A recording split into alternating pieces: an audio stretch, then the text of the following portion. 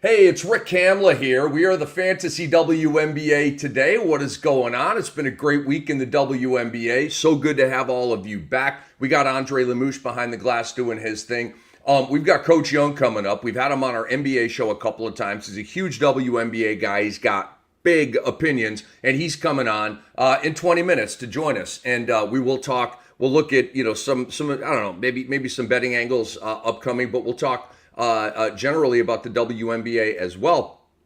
But first, we dive in here, the top three from the past week. Who is the number one, and number one for me, who is the number one team in the WNBA right now? We have the Minnesota Lynx and the New York Liberty, both at 7-0. Okay, so this is fun because we all thought that they would be on a collision course coming into the season for the WNBA Finals. That's exactly what is happening right now. Neither team is lost. You've got the Liberty playing without Haney Hamilton. Minnesota's had a ton of issues. McBride has missed games. Alana Smith has missed games. Nafisa Collier has missed games. And they're still 7-0. This is super, super impressive. The Liberty beat the Sun on Sunday.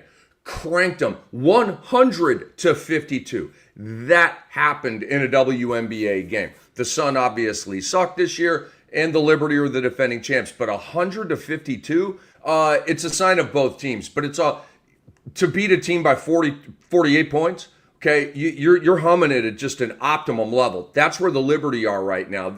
The Connecticut starting five in that game shot 12 of 41. I mean, the Liberty are a juggernaut. What can I say? The Lynx beat the Valkyries, the surprisingly plucky Valkyries. Pardon me, way more competitive than I thought they were going to be. 86-75 was the final in that one, and not a banner win for the Lynx, just sort of a workman-like win. You just go out there and just chalk up another dub. Nothing really impressive about it, but these are easily the two best teams in the WNBA. It is it is New York, it is Minnesota. Draw a line, and then people are vying for number three. Clearly, with Caitlin Clark, I believe the Fever are number three. The standings and what's happened on the wood does not say that. Obviously, they are under 500 and distantly in the standings right now without Clark, and I'll have more on that in a little bit. So which of these teams is the best?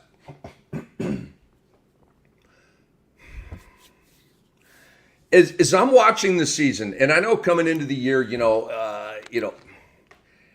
it's tough, man. But I say Lynx. And here's why I say Lynx. I believe they have the best starting five in the league. You've got Nafisa Collier, who's on her way to, it's her or Asia for MVP right now. I think Collier, with Minnesota being 7-0, would get that nod. She's in the pole position for MVP right now. Kayla McBride is awesome, a fantastic player. Courtney Williams, awesome, fantastic player. That's their backcourt. And then you've got sort of their Klay Thompson type, Bridget Carlton, and hitting threes and playing defense and being a great glue girl. And then you've got Alana Smith, who's 1-1-1 with the block, steals, and threes, and kind of a jack of all trades forward. The puzzle pieces like perfectly fit. Kind of reminds me of the New York Knicks starting five. With Hart in the starting five and not benched like he was in the last series. They all fit like a glove, man. The Liberty starting five is very, very good and fits like a glove as well. But and you saw Heidman hit the big shot, 2 games ago. She's a bench player for Minnesota. She's a terrific scorer. She's swaggy. She gets buckets. She's kind of an electric player. Shepard, who was balling while Collier was out, and Samuelson off the bench. They're legit 8 deep, the Minnesota Lynx are.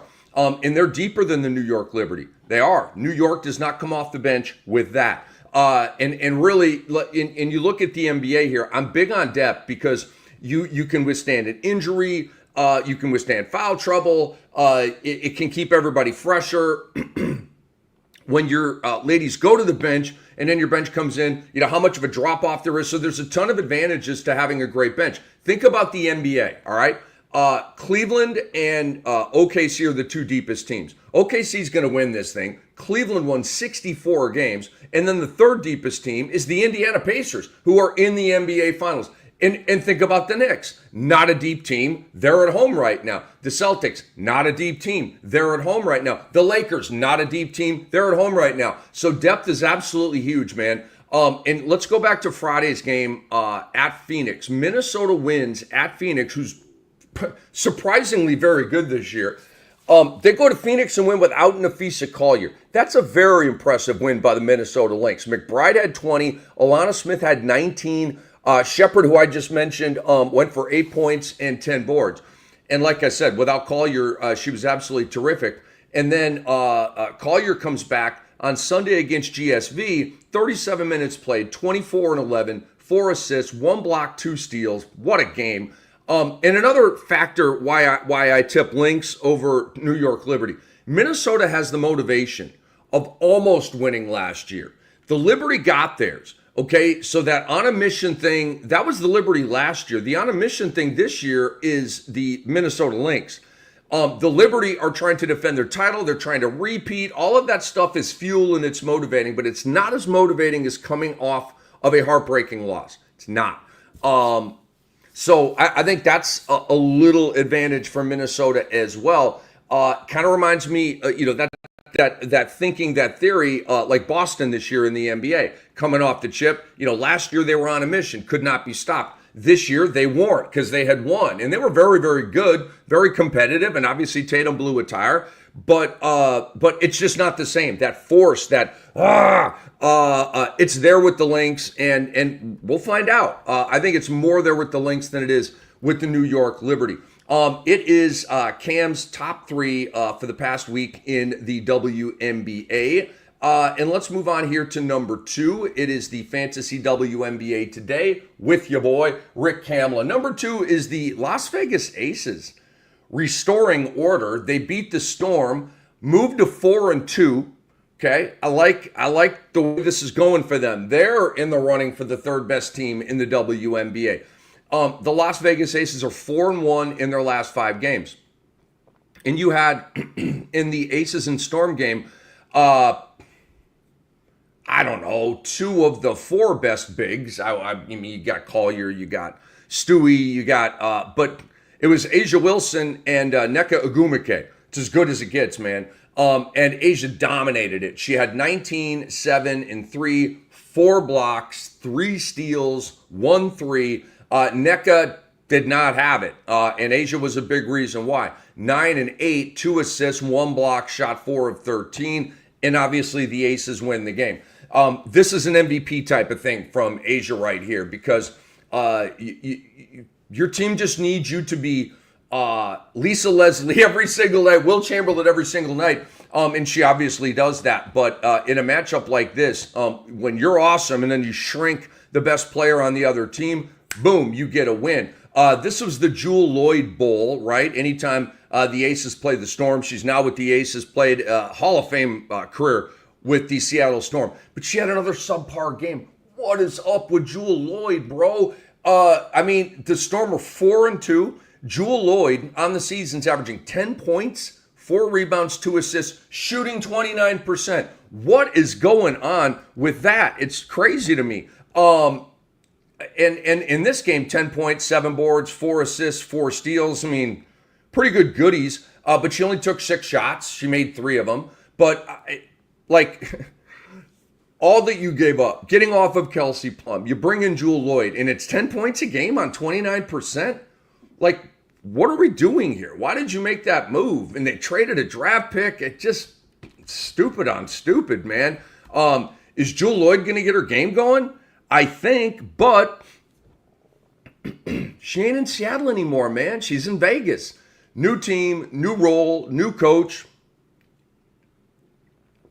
A year older, all that stuff, man. If you have Jewel Lloyd in fantasy, obviously, you hold on to her and you just hope for the best. You pretty much can't trade her right now. Certainly don't drop her, but it's not a good scenario, man. It's just like a bad draft pick right now. And that happens sometimes. So hopefully, the other pieces are very, very good on your team, or you've been working the waiver wire, which we'll hit up in just a little bit. So, a couple other things on this game. 5 players in double figures for Vegas. Asia, Chelsea Gray, Jackie Young, Jewel Lloyd, and Aliyah Nye, who had, pardon me, I'm kind of messing that up. Then two ladies off the bench. Aliyah Nye had 10, and Dana Evans had 9. And they were huge, 19 points by 2 ladies off the bench in the WNBA is big time. And dude, did I tell you about Gabby Williams? She is going to win MIP, and she keeps having big game after big game. She led all scorers in this game with 20. Over the last 4 games, she's gone 12, 20, 14, 20, over 50% shooting in each game. Absolutely love her. She's a steal machine, and she's fantastic, man. For Seattle, by the way, remember we talked about them last week. They were 3-1, looking good, blah, blah, blah. They have now lost 3 straight. They're 3-4, and right now, kind of looking like the team that I thought they would be, which is kind of a mediocre, middling team. But they do have upside to get better than that. I want to tell you about the Sports Ethos app, guys. We're making big investments on what we call the next generation of Sports Ethos. The past 12 months have been a game changer for us over here on all fronts. We're working hard behind the scenes to deliver the best fantasy product you have ever experienced. You're experiencing it right now. If you want more of a taste of it, download our app right now. Stay on top of all the latest news for the NBA, NFL, and Major League Baseball. Plus, take advantage of our fantasy basketball tools. Our app is your ultimate edge, so don't miss out. We've got Coach James Young joining us in about 7 minutes here on the Fantasy WNBA today. And as a matter of fact, we're going to bring him in right now because Coach Young is waiting in the wings, so let's not keep him waiting any longer. Coach Young, what's up, dude? Let's talk some WNBA. How you doing, my friend?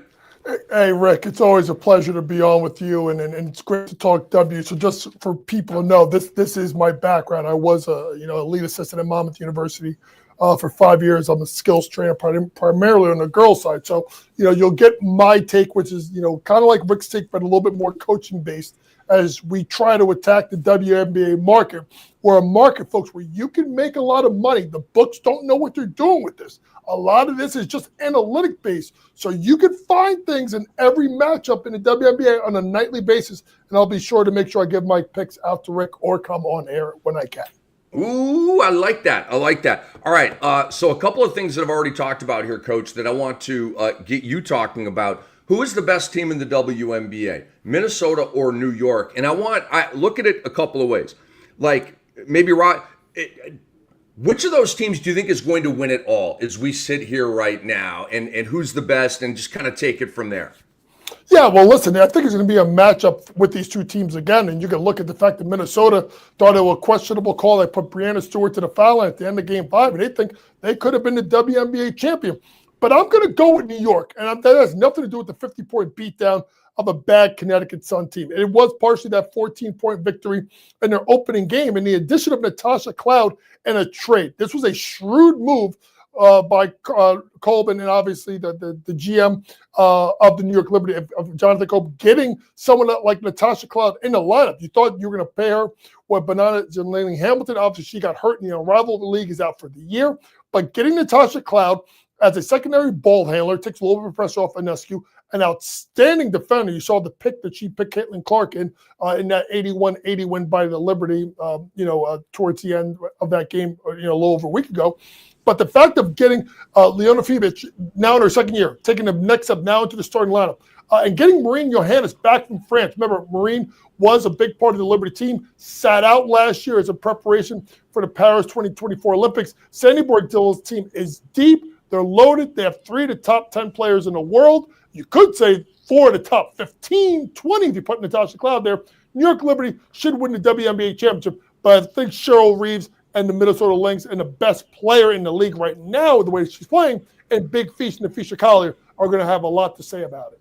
Do you? I feel like the Lynx are a little bit deeper. When you go to Samuelson, you go to Heidman, who just had the dagger the other night, and Shepard, who's filled in so well for Collier. So I kind of look at it that way. To me, it's an absolute coin flip, Coach. Also, and I'm not sure if you heard me make this point, I feel like the Lynx have that we got there and lost and we broke our hearts motivation and on a mission thing that the Liberty don't. Like the Liberty are trying to defend the title, and I think the motivational factor is different when you're coming back to defend And as opposed to coming out of wreckage and coming out of like sorrow and heartbreak, I think that's going to be a little bit more powerful for Minnesota. Yeah, it could be. It could be. Get that back there, all 5 starters back, the best coach in the league, and Cheryl Reeve. A great defensive team, even though their defensive rating is only 4th right now. Do look for that to climb up. But, you can look at the fact that the flip side of the New York Liberty team has been in the league for 25 years and finally get the first title last year. Did they finally get over the hump? Could this be the beginning of a run? Obviously you look at maybe the bench play of Minnesota being better than New York. But New York's maybe starters could be a little bit better than Minnesota. If you line up the 10 starters on the team, yeah, you could have an argument whether it's Nafisa Collier or Brianna Stewart. But you could say you're taking Ionescu, John Quell Jones, maybe even Cloud before you get to maybe the next player in regards to the link. So it's more about kind of like this whole thing like Knicks versus the Pacers, right? It's like the depth or the starters. Right. Which one are you going to pick? The reason why I think New York is, as opposed to Indiana getting up and down the floor, Minnesota plays at the slowest pace in the WNBA, which should allow Sandy Bordello in a 5-game series to play her starters big minutes. Very, very interesting. Coach Young joining Rick Kamla here on the Fantasy WNBA today. Coach, I was just talking about this, and you may have heard it. What's up with Jewell Loyd this year? Why, Jewell Loyd's averaging 10 a game, man. You give up Plum, you give up the pick. Coach, I don't know if we've talked about this. I did not like that move at all for Las Vegas. Giving up Kelsey Plum? Kelsey Plum is one of the badasses on planet Earth. Why would you give it? I mean, the age difference between the two, like, mind-numbingly dumb move, in my opinion. Plum's, doing her thing in LA. I know she's had a couple of back-to-back weird games, but Jewell Loyd's averaging 10 points on 29%, Coach. Is she going to come out of this? I don't know. And I'll be honest with you, people talk about how great Jewell Loyd was. When they were winning championships or when they're younger in their career in Seattle, she was the number 3 option. She had Sue Bird. She had Brianna Stewart. So it was easy for her to get that. Once Sue retired and Brianna left and the mantle got given to Jewell, look at her shooting splits last year. They're absolutely awful. Now you go to Las Vegas, a team that's had their controversy, obviously, with the whole, Becky Hammond comment, about Darica Hamby with the pregnancy. But you lose Darica Hamby. You lose Alicia Clark. You lose Kate Martin, who had a good start to her rookie last year with the ACL tear. And now they come back to the pack in regards you don't have the depth. So then you try and swing for Jewell Loyd. Here's my problem with Jewell Loyd. I personally did not see how Jewell Loyd, Jackie Young, Chelsea Gray fit offensively. Chelsea Gray is the point guard. She needs the ball. You got to get the ball to Asia Wilson, who's the best player maybe in the planet with her and Nafisa Collier. And then you got to get Jackie Young, who's a great 2-way player. So Jewell Loyd, who needs like the ball in her hands a lot, goes to a team where she doesn't get the ball in her hands a lot. I'm going to say something here that's going to be like probably tremendously unpopular. I want people to think about this. If I am Becky Hammond, I put Jewell Loyd to the bench. Make her 6th man. Make her that second unit primary ball handler. If you want to go pick and roll action with Asia Wilson, do it without Chelsea Gray on the floor. Let her be the primary ball handler. You can easily go with Chelsea Gray, and then you can put Jackie Young in on the wing as coming off the screen as that next side action 3-point shooter, where she's good at. I think Jewell Loyd off the bench would serve them better. Kelsey Plum was perfect for that team. Jewell Loyd is now perfect with that starting lineup. Maybe that's the switch that Becky Hammond should consider. Very interesting. To me, they're a lady or two away, Coach. You mentioned the lack of depth for the Aces, and they don't have a pick, right? So they're kind of stuck. They really, I mean, maybe you could trade a future pick, in 27 or 28 or something like that. I'm not even sure if you can do that in the WNBA. You can trade future picks out like that, can't you? I think so, but the problem is that so many.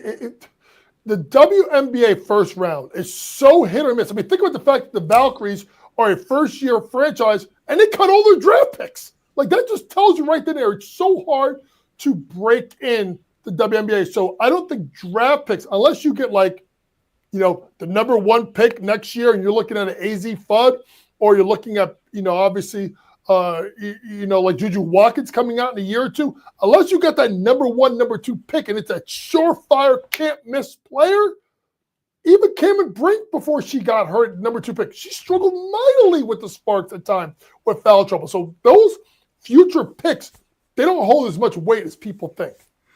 Are the Vegas Aces a core contender, a fringe contender, a fake? Are they a pretender? Like, how do you view them? Could they do? I mean, obviously, everybody knows, man. It is Liberty, it is Lynx up on a pedestal, but could the Aces get in there? Could they challenge for this thing? Or are you like, nah? Well, my problem with the Aces go deeper than the trade of Jewel Lloyd. It is the fact that Kia Stokes is their starting 5. And when Kia Stokes sees Big Fish, if Kia Stokes sees that 6'5" monster from GW Double J, John Qual Jones, she gets her lunch money taken every time. Go look at the stats, what she does. And I think she's a horrible fantasy player. Let me tell you that, man. I mean, the numbers are awful. Yeah, if you play her in fantasy, you should just donate your money to Rick Kamla or myself, because I would not be playing her at all, because she doesn't get the ball, she doesn't rebound enough. Maybe she gets you a block or 2 a game, but she can't deal with big-bodied centers. And here's the problem that also Minnesota has. Because they don't have depth in the front court, they can't just, and I don't think they've never wanted to do this, they've never put Nafisha Collier against like a big. Right, you never see Fish going against Nafisha Collier. You don't see her guarding John Qual times. Usually it's Stewie, because Stewie's more at the perimeter. So they need Asia to score and rebound the ball. They don't need her in foul trouble. So that's why they go with Kia Stokes. They need a better center to play with obviously Asia Wilson if they want to contend.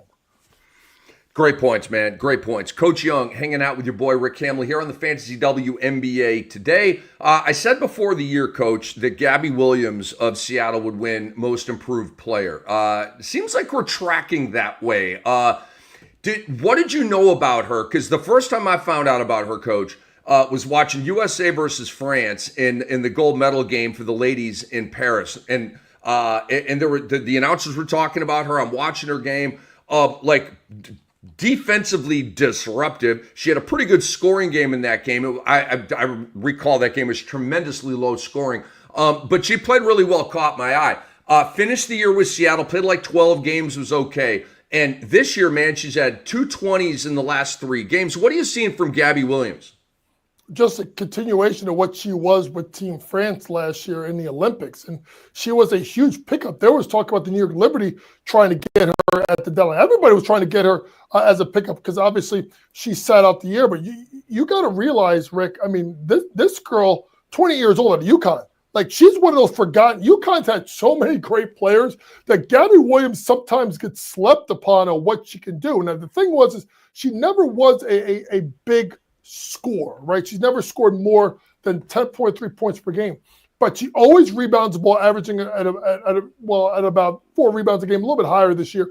But she's got the ability right now. Her 3-point shooting percentage is the highest of her career. She's a career 28% 3-point shooter. She's at 47%. So something happened in that window between when she left at the end of 2023, going to France, getting ready. It's like her game just went up a huge notch. And she's been a big part of what's going on. Now, what the interesting thing about Seattle is because of their 3 big attacks, with Onyeka Onwuemeke, with Megaber, that's where it kind of gets a little bit tricky. And they got the kid Malanga, the other kid from France, that they took number 2 they took high in the WNBA draft. So they have decisions to make in Seattle, a team that, you're right. Like, I do, betting above the rim with my buddy Kevin Walsh, and he was big on Seattle. I wasn't as much, because I felt there was too many bigs. Skylar Diggins would score, and there was just too much controversy last year with that coach, with the investigation.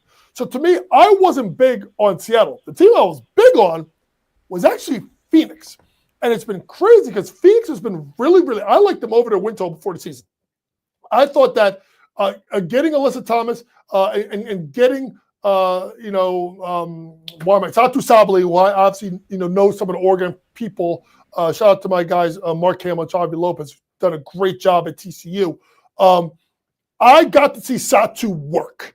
And I was always a believer that she was going to take a huge leap. She took that last year, most improved player, and now she's taking that to a Phoenix team, which I honestly thought losing Taurasi and losing BG honestly was like good for that franchise, right? They can kind of move forward and move on.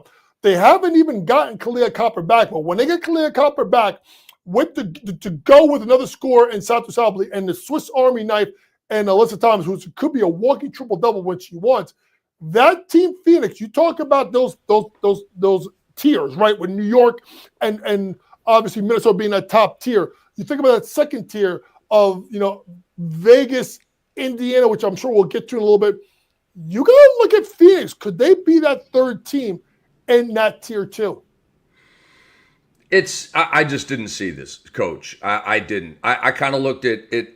Like, just over time, I've developed, and it's just a trend I've spotted. It is impossible to replace a legend, right? The Yankees still haven't replaced Jeter. The Dolphins still haven't replaced Marino, right? I mean, and these guys are old-timey guys, right? Kind of. But so you lose DT. But you're right. It did cleanse them. But you're getting Westbeld is playing well. And in deeper fantasy leagues, she should be on a team. Whitcomb, their point guard, is playing pretty well. Who's their point guard? Is it McConney? Yeah, McConney, their point guard. All scored in doubles in their last game. So their role players have been way better than I thought they would be. And Thomas is out right now. What are they, 5-2 right now? That's a good spot by you, because I did not see this.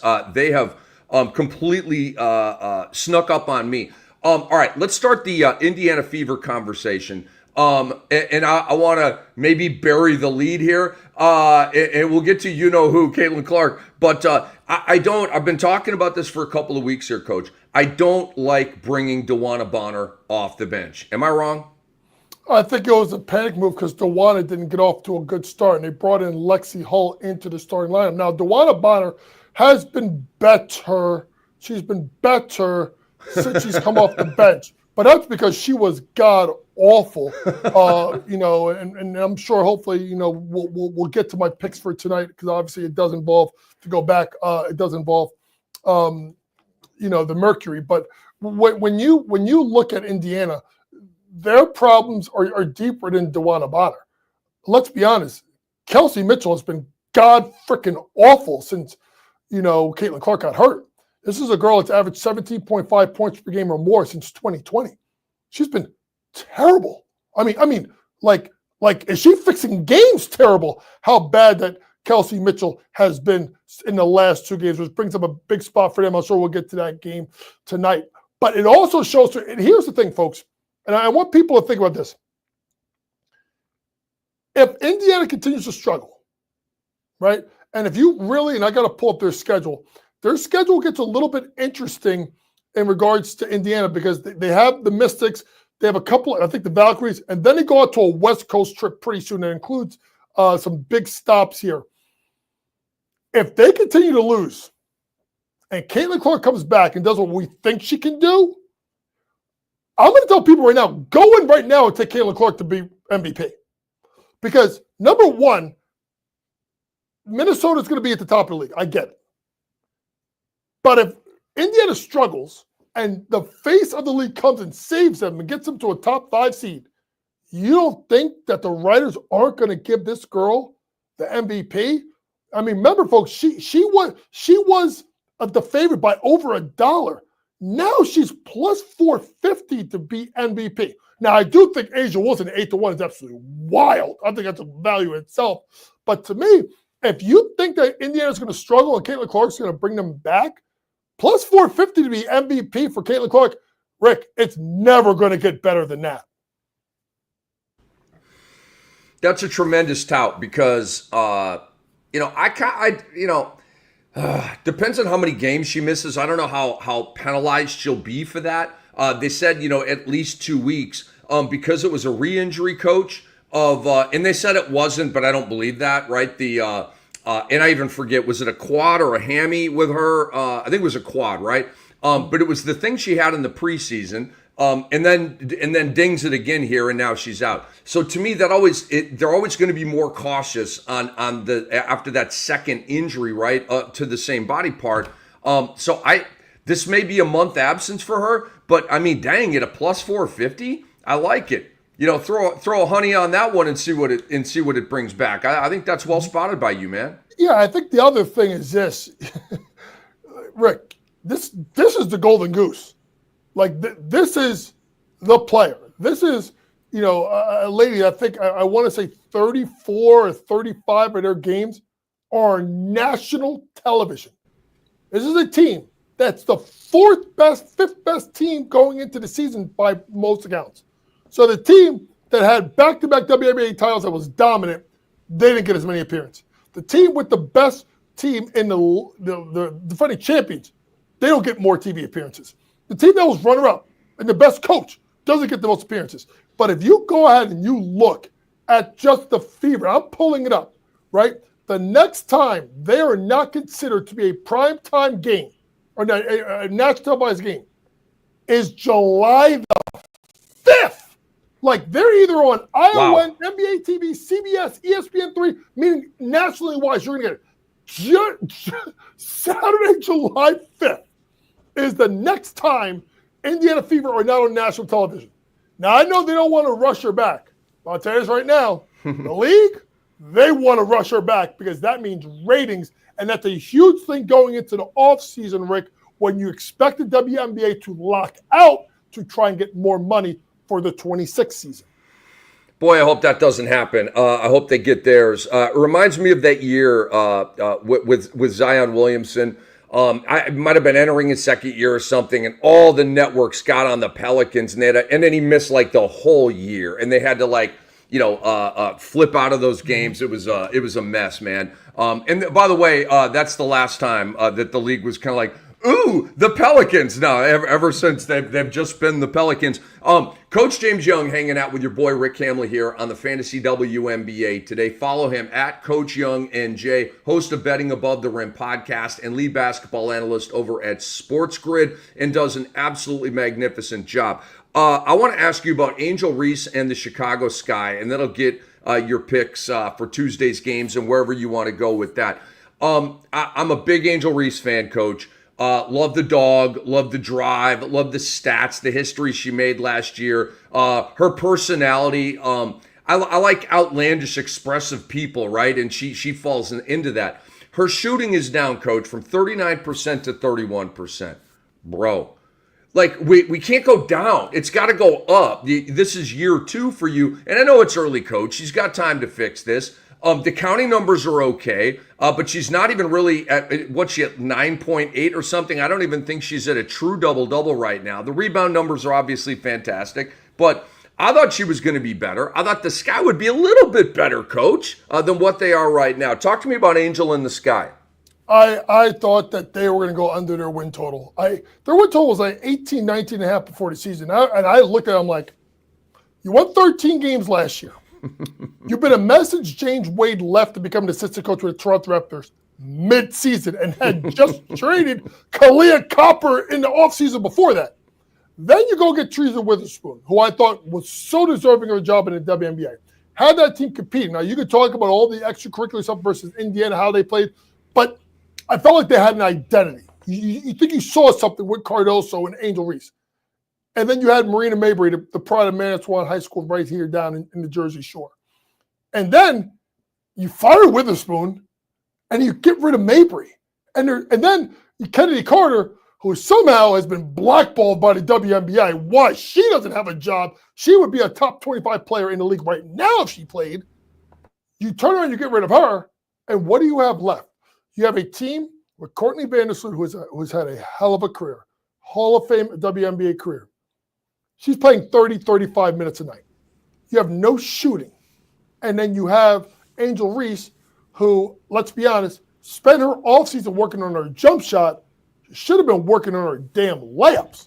Because she misses so many layups. And to me, I've talked about it as a coach. I've talked about getting the ball up to the ear, finishing strong, elbow out, finishing through contact. Watch her shoot layups. She brings it down from the hip. She throws it up. She's completely off balance. And look at her feet on offensive rebound. Just watch. Look at her feet. They're too narrow. She's got to get a wider base if she wants to draw contact. So all of that means they're not very good. So under 13 and a half wins, I thought that was gold. Now, people can say to me, oh, they're hot. Folks, they beat the Dallas Wings twice, or another team that's awful. And they beat them without Paige Beckers because Paige is out with the concussion. So to me, they are one of the 2 to 3 worst teams in the WNBA. And until they get better backcourt help and better shooting, that would be something to look at. And I'll leave you with this with Chicago. And maybe this is my bias because of my relationship with guys like Mark and Chavi. They drafted Van Lith. You can't depend on a 35, 36-year-old point guard with a team that's going nowhere. Take the time once Van Lith is back, because I know she was banged up a little bit. This kid's got to play 20 minutes a night. Agreed. You got to figure it out. You got to figure it out to the point where what you get out of her next year. But Chicago, they're a hot goddamn mess. I'm sorry. That's hilarious. I thought coming in, I'm like, Sloot and Van Lith should probably just be a timeshare. It's, I've got Sloot in a bunch of my fantasy leagues, coach. And so I'm kind of benefiting from that right now. I anticipate as the year goes on, Van Lith will play more and Sloot will play less.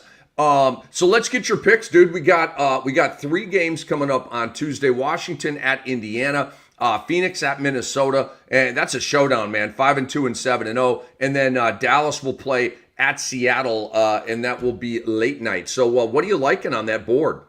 By the way, people, I just want to make sure you notice, and this is one of the crazy things I just saw. Chicago better start winning because their pick next year goes to Minnesota. What? Good God! Yes. Their pick goes to Minnesota, but they got Connecticut's pick, so they'll get a top 5 pick. But imagine if they would have kept that pick and not traded to Minnesota, they'd have 2 in the top 5. Here are my plays for tonight. We talked about the Indiana Fever. I'm going to lay the points versus the Mystics. I know they are 0-3 against the spread the last 3 games. They obviously lost the last 3, the last 2 without Caitlin Clark. Mystics are 3-1 against the spread their last 4, 83-77 win. But I just talked about Kelsey Mitchell. I mean, is she going to go 4 for 16 again? And you look at that schedule coming up for the Fever. It starts to get really, really heavy, really, really quick for a team that's 2-4. They got to find some wins. I think they get the win in the rematch tonight. Play number 2. I'm going to go under 156.5 in Lynx versus Mercury. Now, you're going to look at the Mercury, you're like, wait, what? Like the Mercury and under? Folks, hear me out.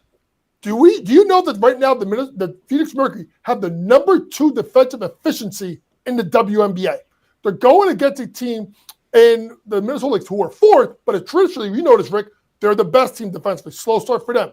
Phoenix also is number 9 offensive efficiency. That means they should be stopped by obviously Minnesota. We don't know if we have Alyssa Thomas, and I just think the Lynx also play the slowest pace in the WNBA. They'll grind it down. Under 156.5. Last play. We talked about Dallas. They've lost 2 straight. They're going against Seattle. We talked about Seattle. They've struggled. The line is 8.5. I know they've lost 3 straight games, but if you look at who they played, they've lost to, they lost to Phoenix. Not Phoenix, I'm sorry. They've lost to Vegas, who is a top 3 team. They've lost to, one of the games was the Atlanta Dream, a team that with Ryan Howard and a double big lineup of Brianna Jones and BG are playing better. Dallas is awful, and they're without Paige. And we don't know if Kieran McCown even wants to be there. I like Seattle minus 8.5. Only play I would like in regards to points. We're going to go a big feast and a feast of Collier over 23.5 tonight.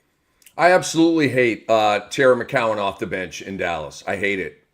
You look at the back of her basketball card. The stats are there. Always flirting with a double-double. Really good shot blocker. Is she an all-star? No, but she's not that far off from it when she gets time. And now Hines Allen is starting. Like, what the hell, dude? McCown's been a starter in this league for like 6 years, averaging almost a double-double for like 5 of those years. Like, I just, last question here, and I'll let you go. I just don't agree with that. Do you see the thinking that the Dallas coach is implementing here? Well, let's be honest, Rick. Look who the GM is, right? The GM is, I forget his name. He was, oh my God, he used to be the head coach of Connecticut, then went to the Kurt Miller. I think it's Kurt Miller. I think his name was the head coach of LA when it became the GM. He brought his homeboy with him, who was an assistant with him at Connecticut. First job in the WNBA as a head coach. So the coaching is struggling a little bit, but it's a little bit deeper than that.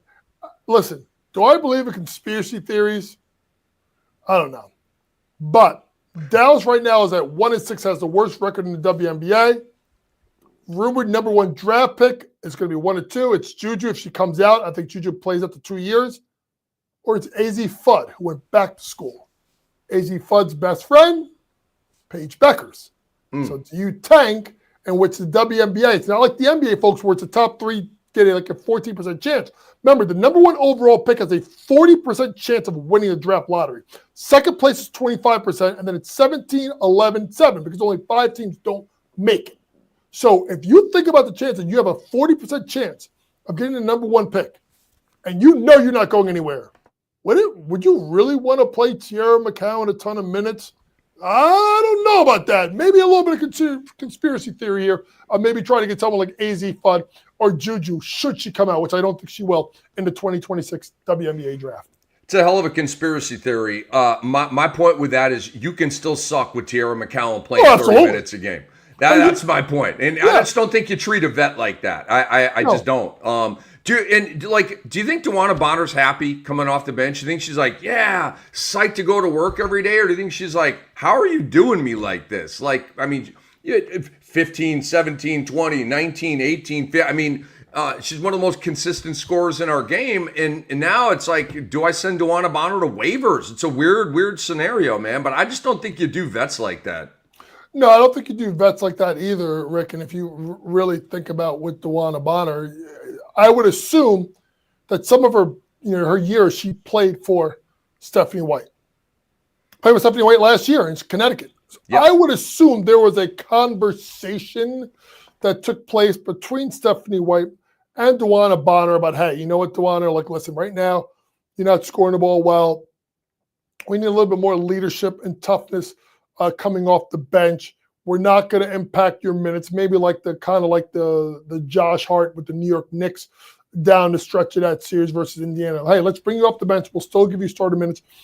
We need you to score. But at the end of the day, you're talking about a DeWanna Bonner that I think just got to number 3, I think, an all-time points in her career.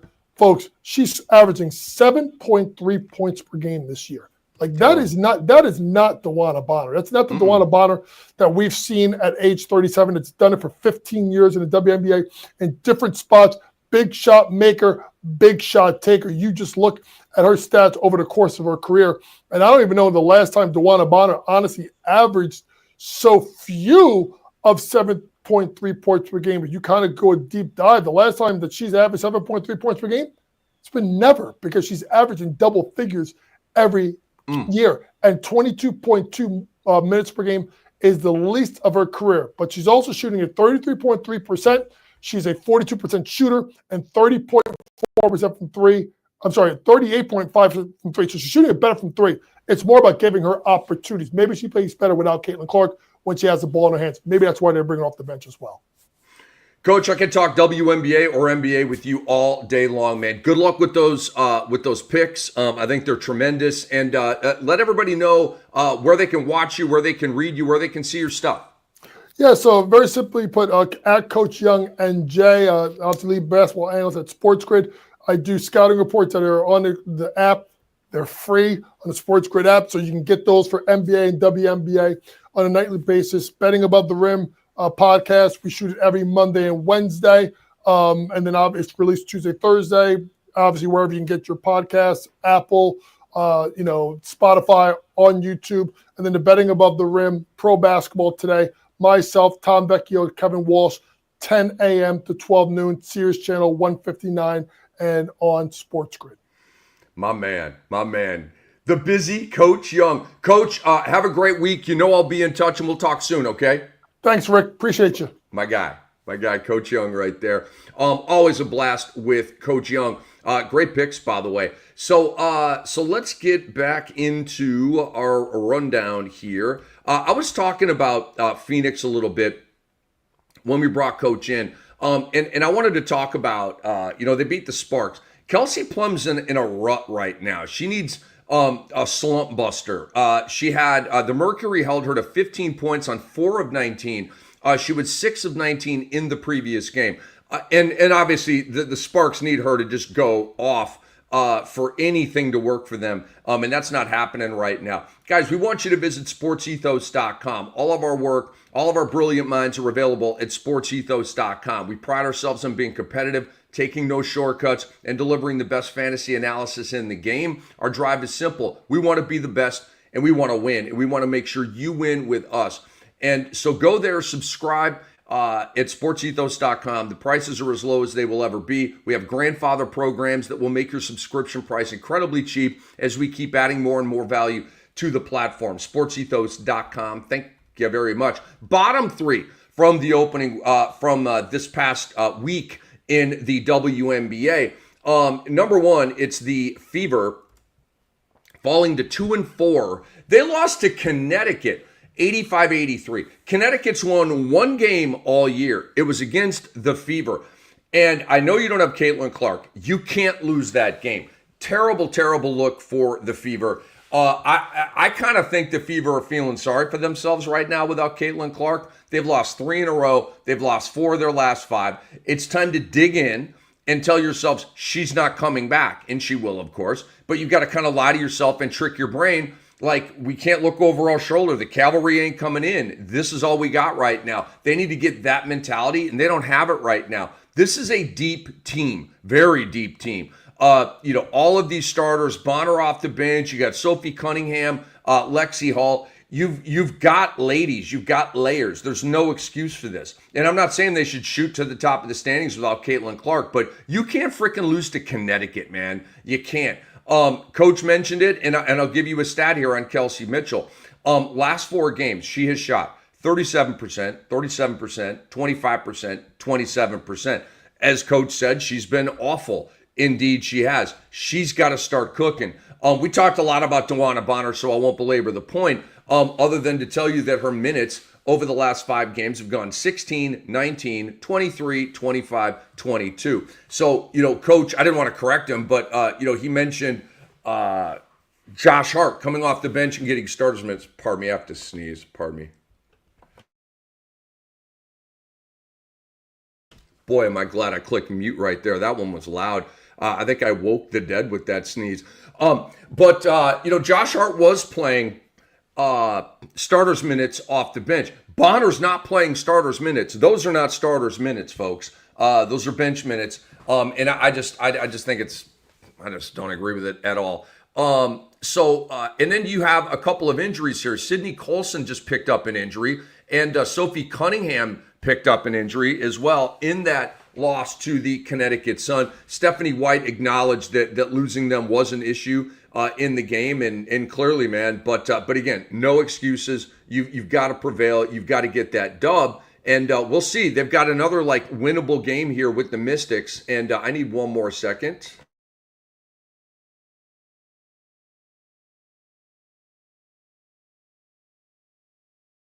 Sorry, ladies and gentlemen, a little allergy issue there.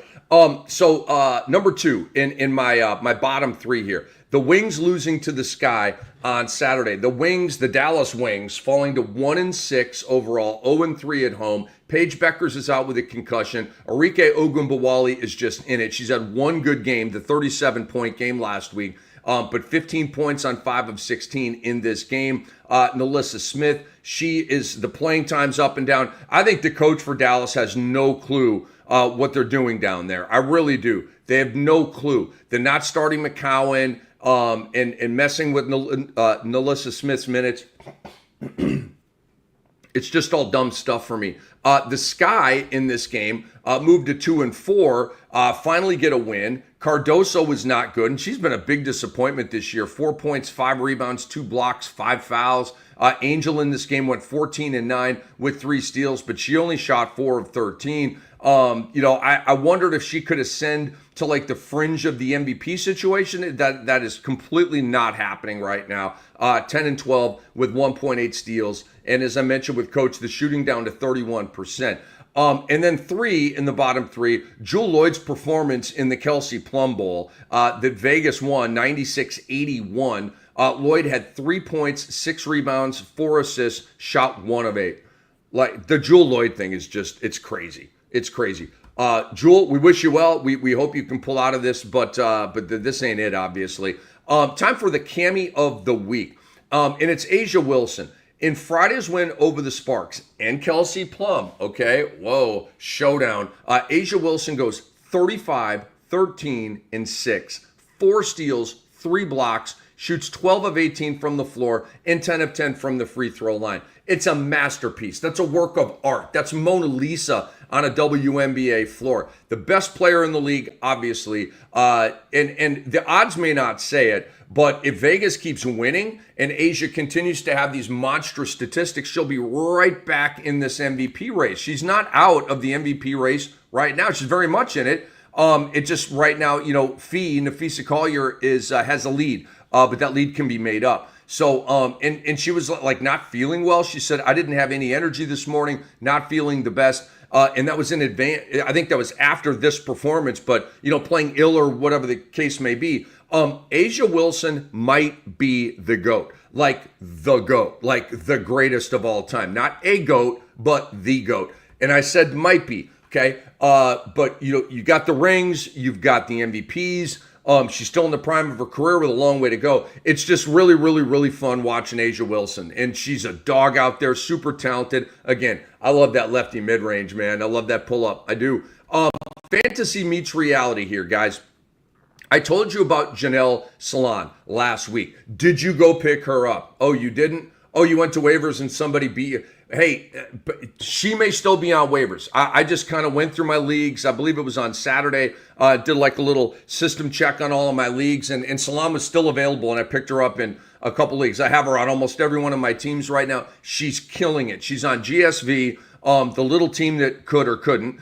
She had 18 and 13 on Thursday against the Liberty. And on the season, she's averaging 12.7 boards, 2 assists, and 2.4 threes. She's been absolutely fantastic. Check your waiver wire for Janelle Salon of GSV. Odyssey Sims of the LA Sparks, we've been talking about her. On the season, she's going 11, 3, and 3. On Sunday, she had 32 points, 5 rebounds, 4 assists, shot 10 of 14, and played 37 minutes. Odyssey Sims, again, she may not still be out there. Check your waiver wire for her. Check your waiver wire for Tiffany Hayes, the guard for GSV that got hurt. She got hit in the nose, probably dropped in some leagues. She's back. She was in the starting lineup for the last game, but she was in foul trouble and had a poor game overall. But I liked her a lot coming into the year, and it looks like she's kind of getting back to that role that we thought she would be in, which should be a fertile role for goodies. In deeper leagues, Catherine Westbeld, Sammy Whitcomb, and Kataya Laksa, all of Phoenix, are worth a look. On Sunday, they scored 15, 11, and 15 respectively. Naz Hillman, who with Brittany Griner missing games and then a little weird with the minutes, Naz Hillman's been very good for 3 straight games. She has gone for totals, 29 points, 23 rebounds, and 5 blocks over the last 3 games. The minutes have been 29, 26, and 24. So almost starters minutes here. So look at Naz Hillman, especially if you roster Brittany Griner to give you a little bit of insulation right there. Some players you can drop. Shakira Austin of Washington, she's coming off the bench. I don't understand any of that, but it doesn't look good, and it looks like a waiver wire scenario. Aliyah Edwards, a top pick in last year's draft, she's coming off the bench. And the reason why is Kiki Iriafin has been such a revelation that she's kind of ruined both of these players in fantasy. And they're like, we got to get Iriafin on the floor and really feature her, and she's absolutely fantastic. But it's really hurting Austin and Edwards, so they can be sent to waivers. Some pop players for you. Sabrina Ionescu, hot last 3 games, 24, 28, and 18. Veronica Burton of GSV, she's been fan-frickin-tastic, and we were on her 21, 5, and 3 with a block and 3 threes on Sunday. Satu Sabali, 24 and 9 with 4 steals and 2 threes on Sunday. Alicia Gray is having a magnificent year. Atlanta, by the way, 5 and 2. Loving it. Told you about my dream. 28, 4 and 2 for Alicia Gray on Friday in a win. Over the last 4 games, she's gone 27, 18, 25, and 28. On the season, she's going 21, 5, and 5. And Ryan Howard as well had 33 in Friday's win against that was against Seattle. Some injury buzzkills before we get out of here. Alyssa Thomas, calf injury. Don't know how long she's going to be out, but hopefully it's not long, but it's a calf injury. Kind of worries me a little bit. Paige Beckers with the concussion. And, she's going to miss at least a couple of games, and we'll see. She should be back within a week. Brittany Griner only played 14 minutes in her return against the Storm after a knee injury because limited practice time and bubble wrap and blah, blah, blah. We have to be so careful with everybody, right? And so that's what's up. But it hopefully none of those injuries are long-term. Brittany's back. Paige will be back soon. Alyssa Thomas and her injury has me a little bit concerned. But we really appreciate you guys watching. We really do. I'm Rick Kamla, and thank you for watching the Fantasy WNBA today. Big shout out to our producer, Andre Lemouche. Big shout out to Coach Young for joining the program. Big shout out to all of you for watching and feasting on this, because the WNBA rocks. Please retweet this on your timeline. Get the word out. Your boy Cam is rocking the WNBA like nobody else over here at Sports Ethos. So we appreciate you, and we will see you next Monday, I believe, at 10 a.m. With the next edition of the Fantasy WNBA Today. Until then, I'm your boy Rick Kamla. We'll see you soon.